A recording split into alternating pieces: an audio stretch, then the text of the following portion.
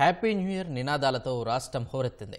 ఊరువాడ ఆనందోత్సాహాల మధ్య 2025కు ఆహ్వానం పలికారు. యువత ఆటపాటలతో కేరింతలు కొట్టారు. కొత్త ఏడాది అందరి జీవితాల్లో కాంతులు తీసుకురావాలని ఆకాంక్షించారు. నూతన సంవత్సర వేడుకలను రాష్ట్ర ప్రజలు ఘనంగా జరుపుకున్నారు. అర్ధరాత్రి 12 గంటల వరకు రోడ్లపై షికారులు చేసిన కుర్రకారు క్యాలెండర్లో తేదీ మారగానే హ్యాపీ న్యూ ఇయర్ అంటూ వీధుల్లో శుభాకాంక్షలు చెప్పుకున్నారు. అనంతపురం టవర్ క్లాక్ వద్ద టపాసులు పేల్చి నృత్యాలు చేశారు, ఈలలు వేశారు, కేకులు కట్ చేసి కొత్త సంవత్సరం శుభాకాంక్షలు చెప్పుకున్నారు.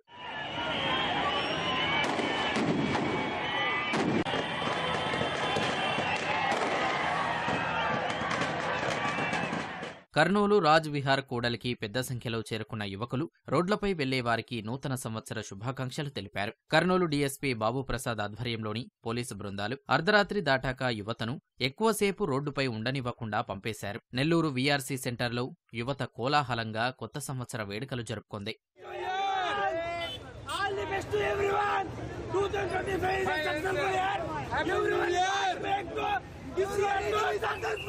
తిరుపతి ప్రజలు ఉరిమే ఉత్సాహంతో కొత్త సంవత్సరానికి స్వాగతం పలికారు. ఆటపాటలతో 2025కు అదిరే ఆరంభమిచ్చారు. ఇక తిరుమల కొండపై భక్తులు గోవిందనామస్మరణ చేస్తూ కొత్త సంవత్సర శుభాకాంక్షలు చెప్పుకున్నారు. అర్ధరాత్రి 12 గంటల సమయంలో వేల మంది భక్తులు శ్రీవారి ఆలయం ఎదుట గుమిగూడి నూతన ఏడాదికి ఆహ్వానం పలికారు.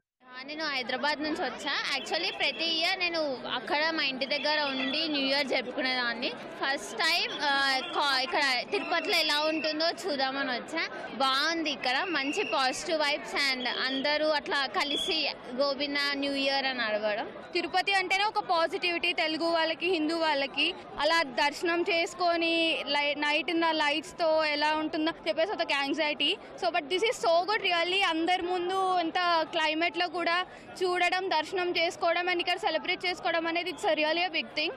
ఈ సంవత్సరం అనుకోకుండా నేను తిరుపతి వచ్చాను, తిరుమల వచ్చాను.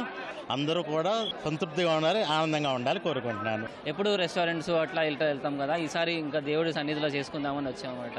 సో అందరూ వాళ్ళు అనుకుంటున్న నెరవేరాలని కోరుకుంటున్నాము. గుంటూరులోనూ వేడుకలు అంబరాన్నంటాయి. కమ్మజన సేవా సమితి హాస్టల్లో విద్యార్థులు కేక్ కట్ చేసి సంబరాలు చేసుకున్నారు. సినిమా పాటలకు స్టెప్పులేశారు. విశాఖ ఆర్కే బీచ్ జనసంద్రమైంది. బీచ్కు ముందే చేరుకున్న విశాఖవాసులు నవవసంతం ఆరంభం కాగానే పీకలు ఊదుతూ సందడి చేశారు.